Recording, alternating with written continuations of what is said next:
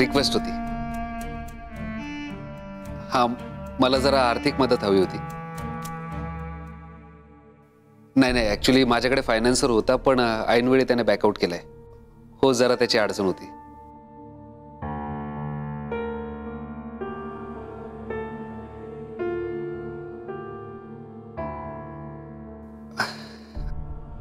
ठीक आहे मामा, हरकत नाही। येस येस येस, तुम्ही काळजी घ्या। येस।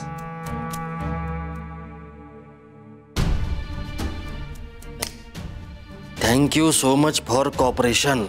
सेंड। नाहीतर भागवत मामा, तुमचे घोडे आम्ही सडकवले असते। इतक्या नातलगांना मदत मागितली, पण प्रत्येकाची अडचण आहे।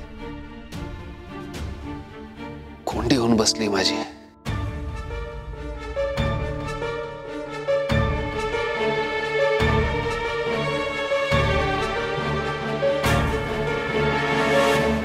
कोंडी होत नसते रणजितराव, केली जाते।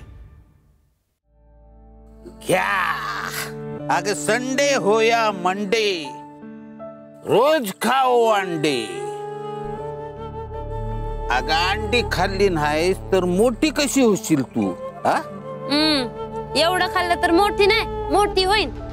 अगं काय आपे, माणसानं कसं येळच्या येळेला खाल्लं पिलं पाहिजे। त्यानं काय होतं रा? भूक, आपली भूक वाढली पाहिजे। आपणच आपली भूक वाढवली पाहिजे। आपली या खोराड्यातनं बाहेर पडाया पाहिजे। लई लांब जायचंय आपल्याला। आपले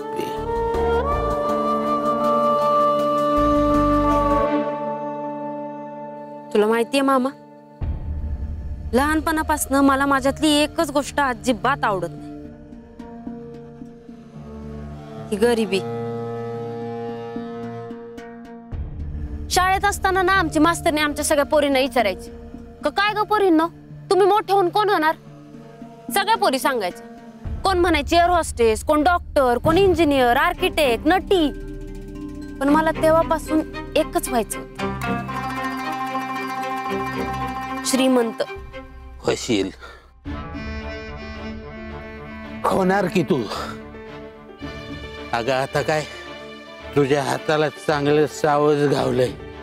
हा, फक्त तो हात तोंडा पत्तूर जाया पाहिजे।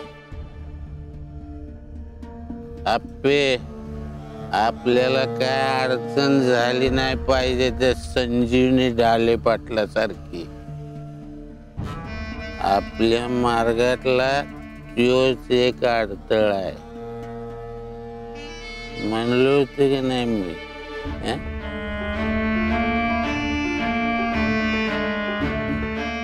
अडथळा आहे नाही, होती म्हण। म्हणजे काय केलंस तू? मी कशाला काय करू? मला काय करायची गरजच राहिली नाही आता। आपे, आता कुठं मुंग्या चढायला लागल्यात, उगा उतरू नको माझी। काय हाय ते बैजवार सांग की। मी परिस्थितीच अशी तयार करणार का आपल्यासाठी हे सगळं काम एक दुसराच माणूस करत? म्हणजे संजीवनीच्या जवळचा माणूस आपल्यासाठी काम करत। आणि गमतीचा भाग असा का हे त्या माणसालाही कळणार नाही का तो आपल्यासाठी काम करतोय। कोण आहे तू? तोच ज्याला मी आता आपल्या तालावर नाचवणार आहे,